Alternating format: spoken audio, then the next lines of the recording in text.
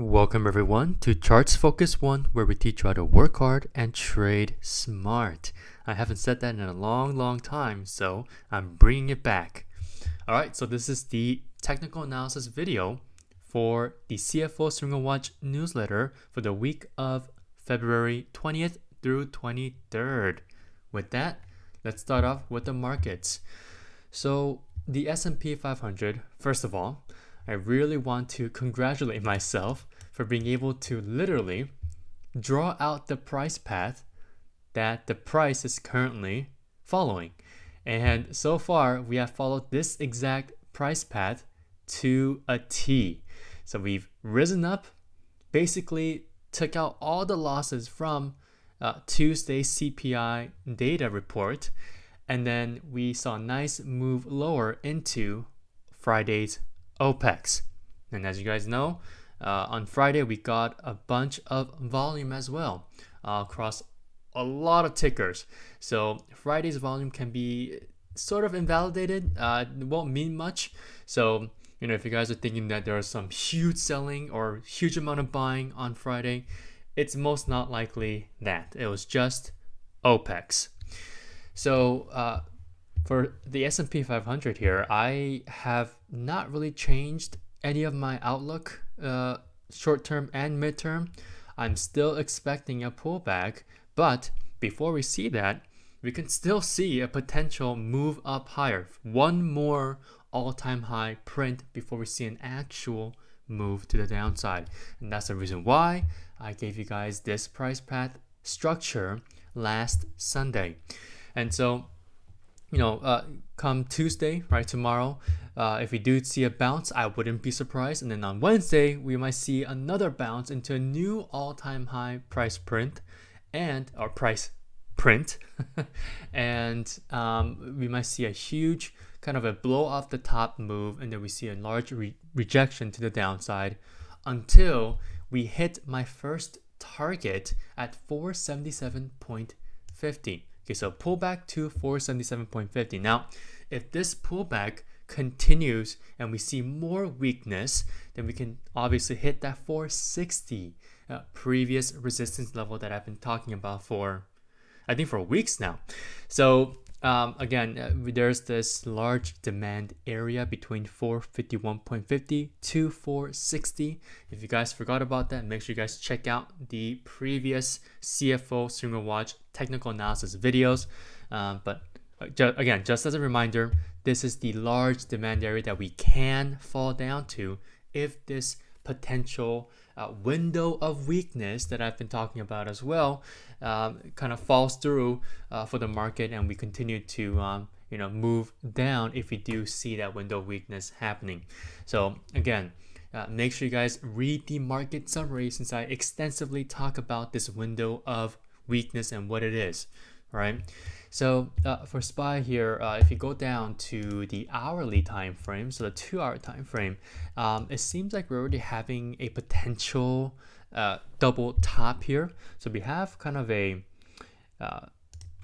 flat top around 502 or around, I would say, 503 if you guys want to use a kind of a more precise level. So 503 can be the double top for the markets to use as a bearish perspective, or for bearish momentum to start kicking in here. And the moment that we break below this ascending support trend line, and again, this ascending support trend line comes from, okay, if you go on the weekly time frame, this large ascending channel that we've been forming since October's low. So again, if this is the double top that we are looking for, and if we do move down until we hit this ascending support trend line, so somewhere around, I would say, 497 possibly, we can be seeing a nice breakdown short-term and midterm to the downside. And now, don't forget this one thing, right? We need to be able to break below the daily 10 and daily 21 SMAs before we see a retest of the daily 50 SMA. And it's going to be pretty hard to break below the 10 and the 21 because they have been providing much of this momentum that we've been seeing since the October's lows, and it's been able to keep the price to the upside since that time. So as you guys can imagine, it's going to require a lot of convincing from the bears to really allow the bulls, the current bulls, to switch over to the bearish perspective as well. So again, if we do break below the daily 10 and daily 21, that will for sure quickly shift the momentum from the bullishness to more of a bearishness momentum. All right, so that is your targets for now for SPY. Again, I think for a pullback target, 477.50 is a pretty good target, a pretty logical one at that as well. But if you do see more weakness than what we expect, we will be seeing 460 as the official pivot point. But again, for SPY to really break below and reach 477.50, we need to have a lot of work done by the bears by breaking below the daily 10 and breaking below the daily 21 and breaking below the ascending support trend line. All right, so there you have it. Now I want to also talk about TNX. Okay, oops, look at the So a 10-year yield, right? So if you guys remember from last week's newsletter, I told you guys, I kind of listed out all the underlying signs of why the market could be rolling over, and we could potentially be seeing a pullback, and not just based off seasonality trends, but based on all the underlying signs that I've talked about last week. And the 10-year yield was one of them. And we've been seeing this very bullishness kind of coming back into the yields, especially the 10-year yield, TNX. And so far, we've been following exactly what this arrow, what I've drawn here, to a T as well.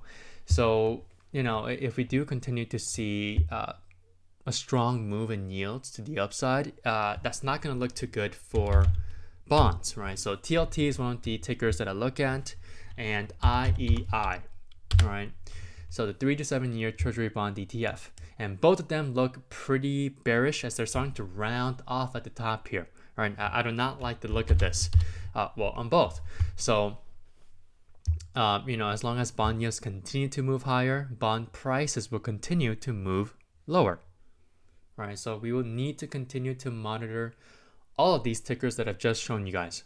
Right, and make sure you guys continue to monitor the other underlying signs that I've listed out for you guys and analyzed for you guys last week.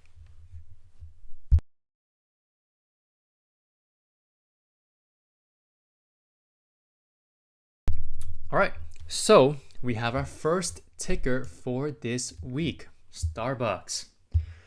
Now, this one is more of a two-way trading game plan. And the reason why I say that is, well, first of all, let me just take out all my trend lines here.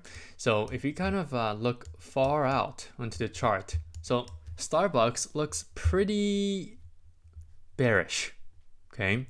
And the reason why I say that is that, well, on the weekly time frame, we have again come back below this weekly 200 SMA, and that is never ever good. When we're below the 200 SMA on a higher time frame than the daily time frame, that isn't a good look on the mid to long term perspective.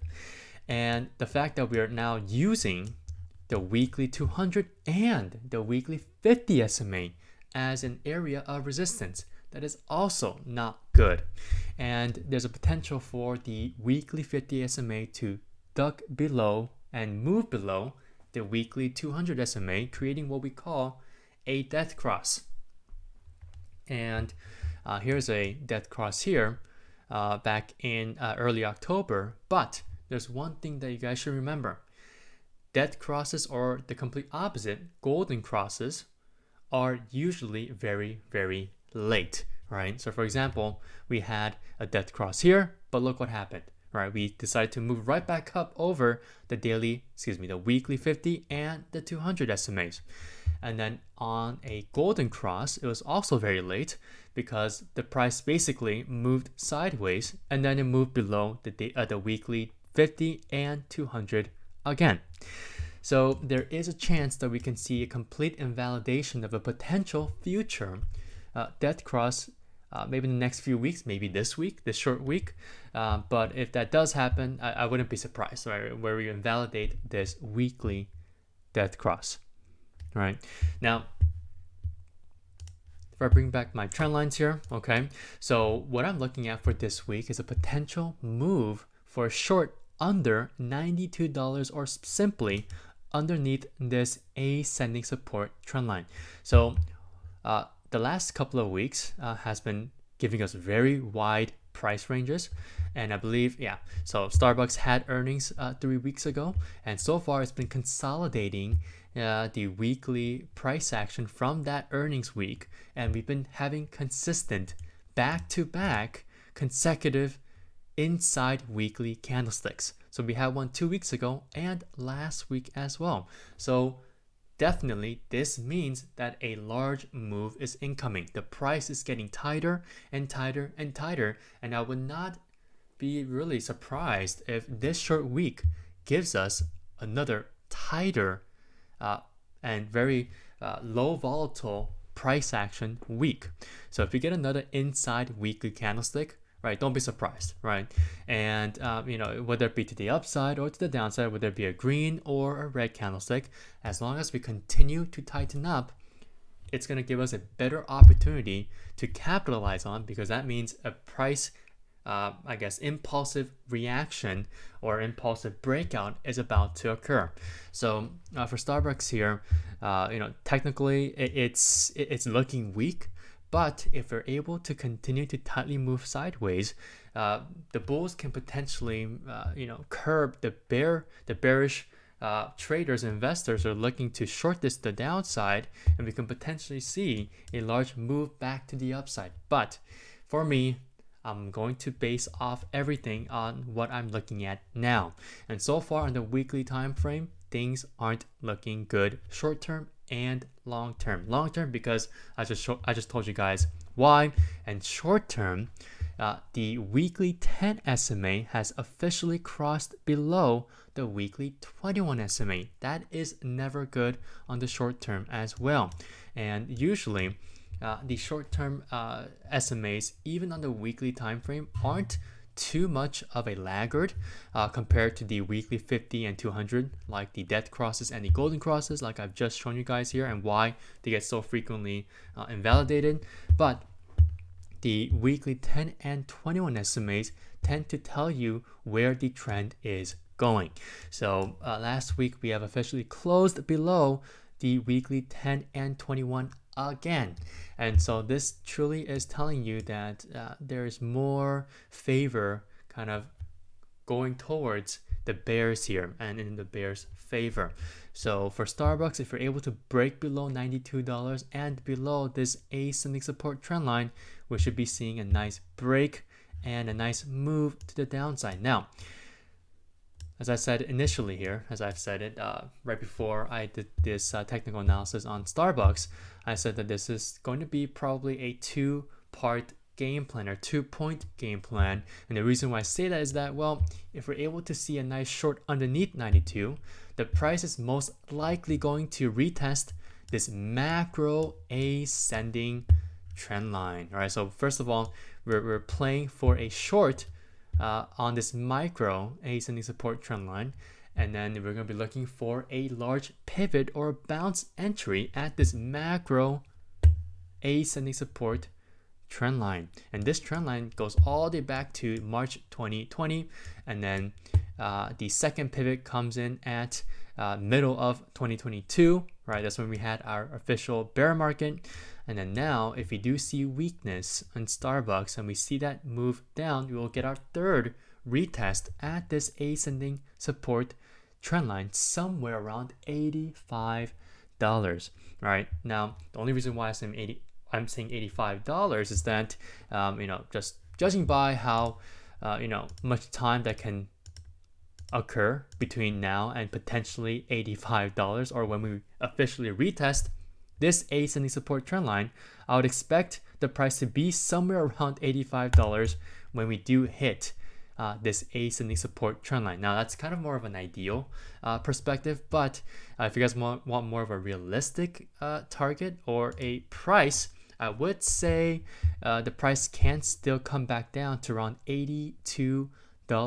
So that basically is the previous support level if we break below 88.50, so around $82, so somewhere around here.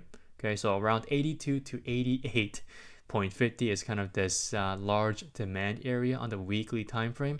But if we're able to break below 88.50, then there is a likely chance that the price will be magnetized towards $82, and that will be our official pivot point. But again, I'm trying to bank off of a potential pivot at this ascending support trend line. So $85 is kind of the assumption here that the price will pivot off of that ascending support trend line somewhere around $85.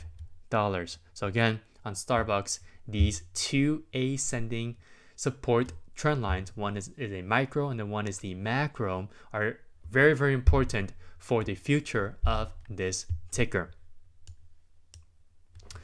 All right, so the next ticker that I have for you guys for this very, very short week is XOM.